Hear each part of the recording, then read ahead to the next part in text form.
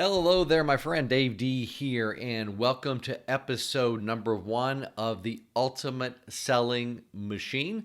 In episode number 1, it's the complete model with 2 plot twists, 2 things that you're probably not aware of, even if you are doing webinars that could really be a game changer for you.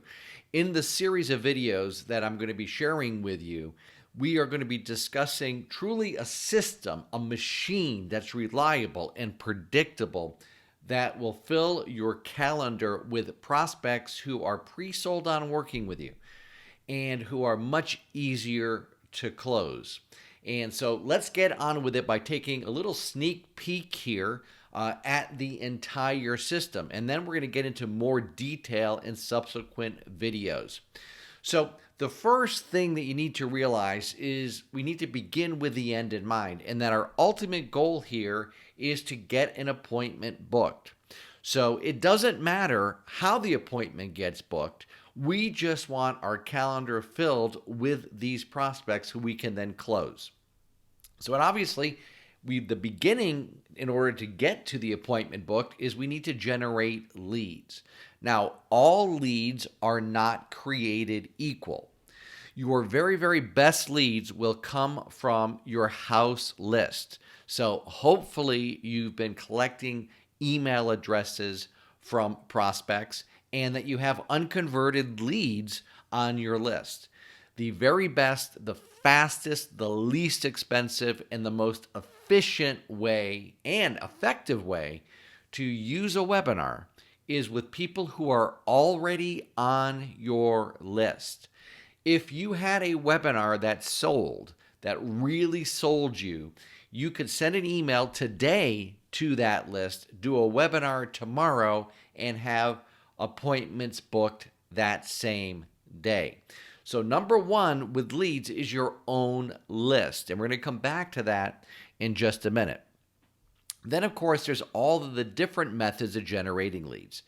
The second best type of lead is a referred lead. So if you do a referral type of campaign where someone who is in a position of influence recommends that people watch your webinar, that is a tremendous lead as well. Now, there are 3 basic reasons why someone else would recommend that their customers, clients, or patients go and watch your webinar.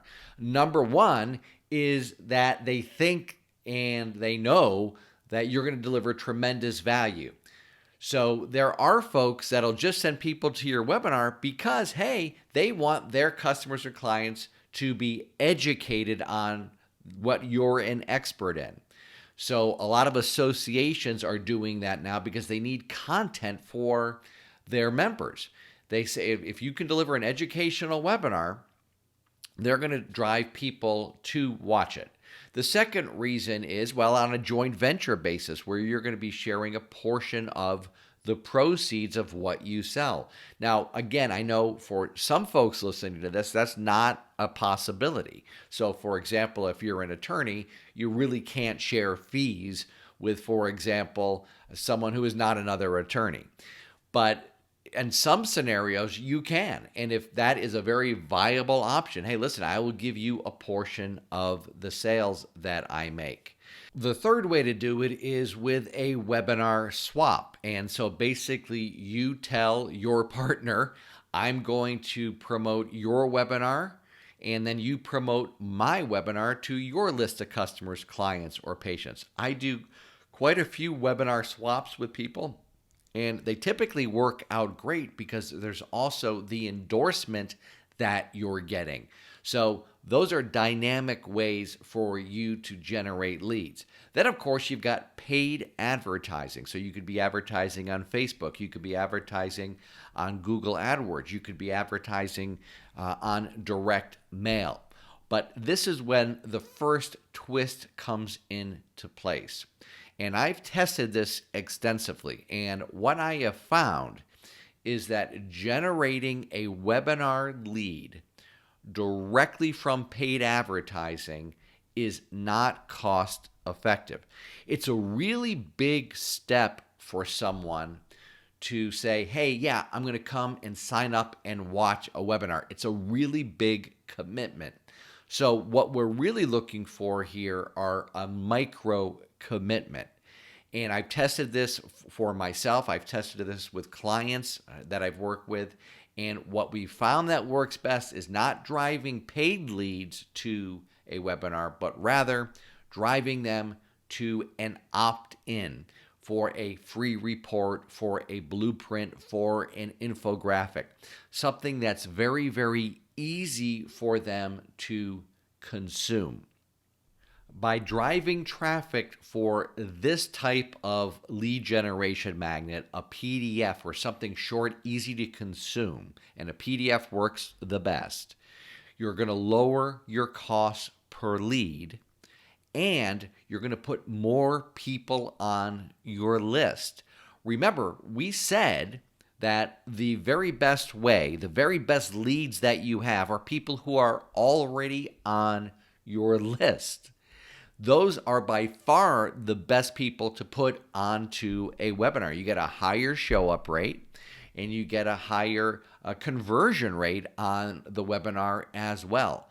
So this strategy here, the opt-in for a simple PDF, an infographic, anything like that, gets people on your list. Now, once they opt in, two things happen simultaneously.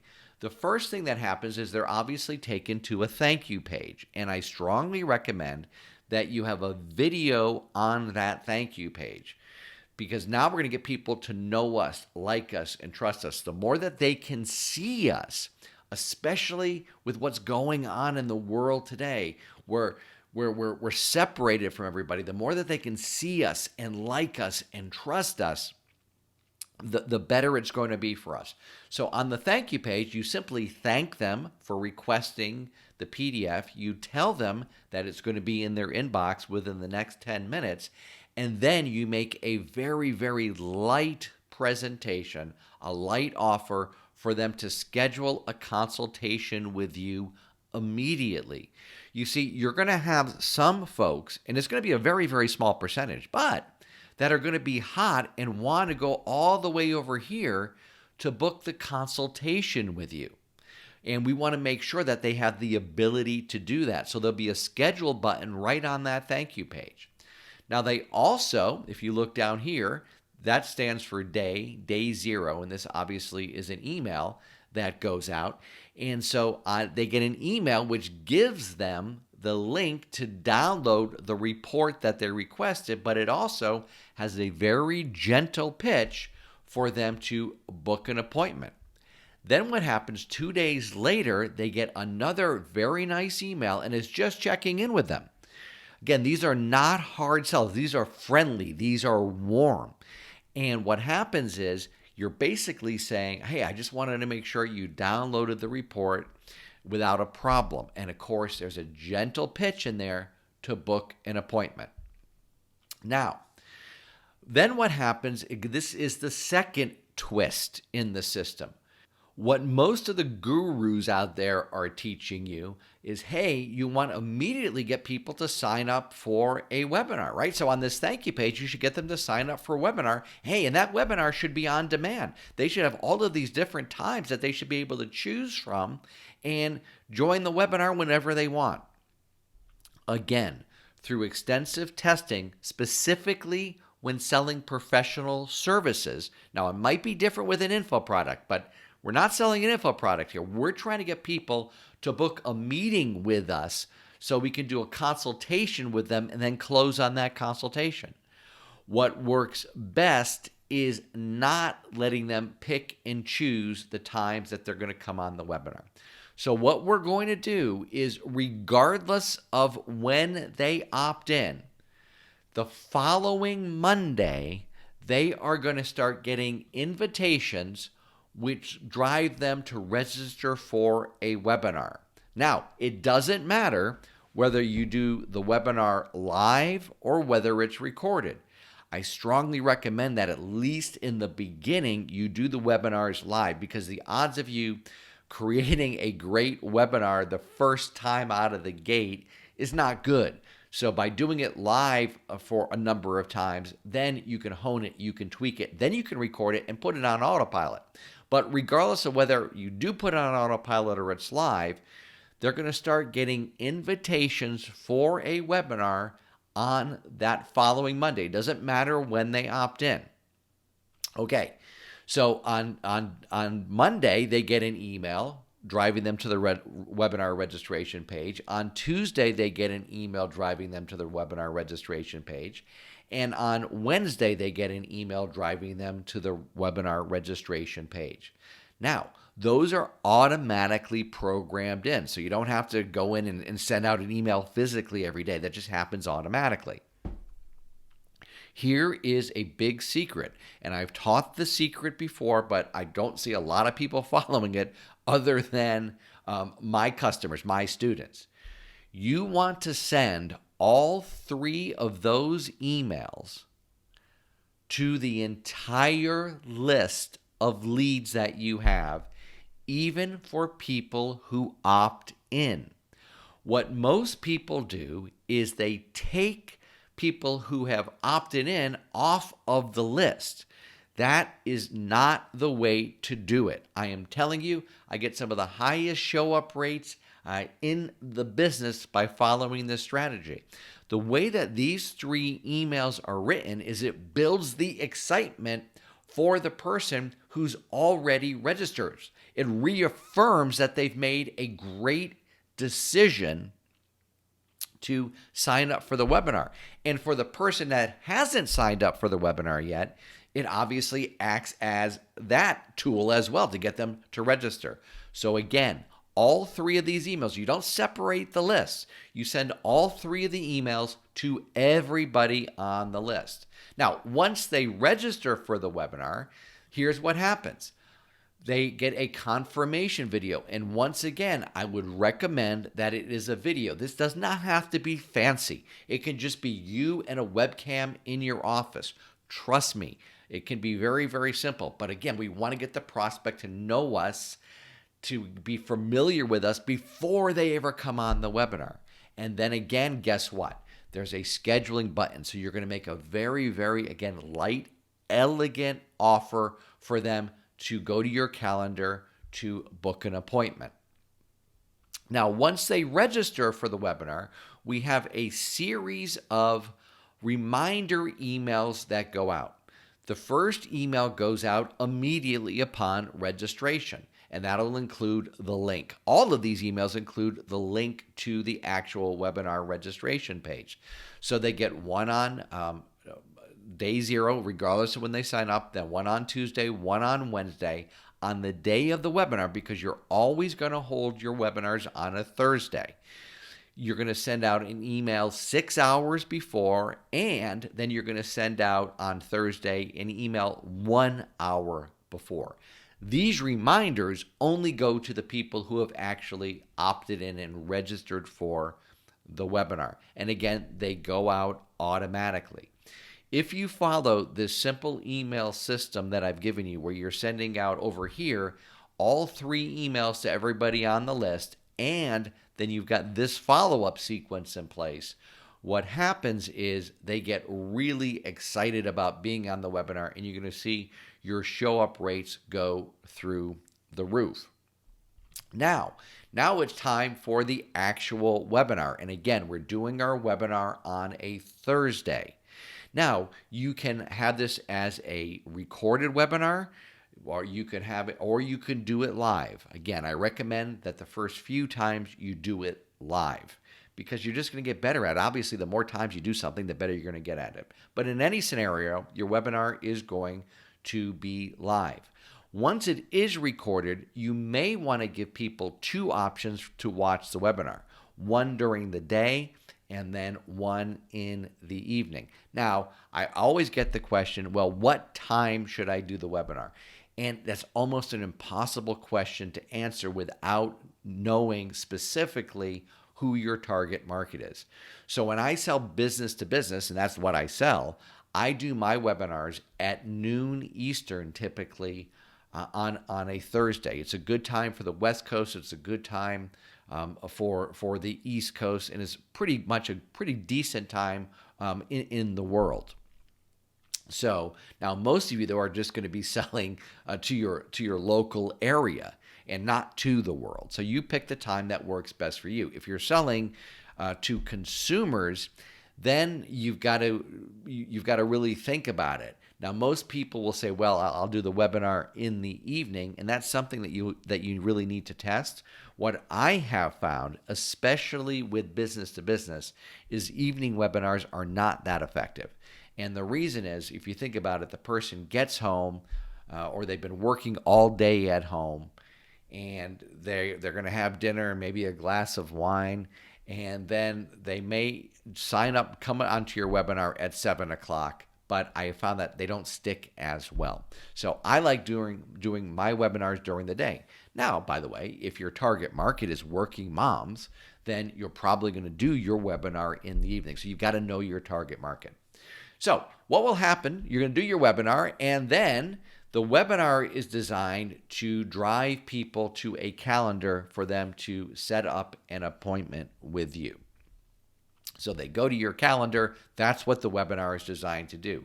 By the way, over here where it says schedule button in all of these emails, where there's a schedule now button and the schedule now button, they're all driving to this calendar page so the person will book an appointment. But there's actually 3 scenarios that can happen. The first scenario is obviously the best one, is the person watches your webinar, they go to your calendar page, and they book a consultation with you. And now, if you set up your webinar correctly, and we're going to talk about how to structure a webinar that really sells people on wanting to meet with you. If you've done that right, you're going to get people that are pre-qualified and they're pre-framed to wanting to do business with you before they even meet with you. That's the best scenario. But the majority of people are not going to book a consultation with you from watching the webinar. And in fact, there's going to be a couple groups of people. There's going to be a group of people that come to your webinar, they watch your webinar, they book the consultation. That's the ideal scenario. There's going to be a second group of people who come to the webinar, watch the webinar, don't book a consultation. And then there's going to be a third group of people who sign up for a webinar, but don't show up for your webinar.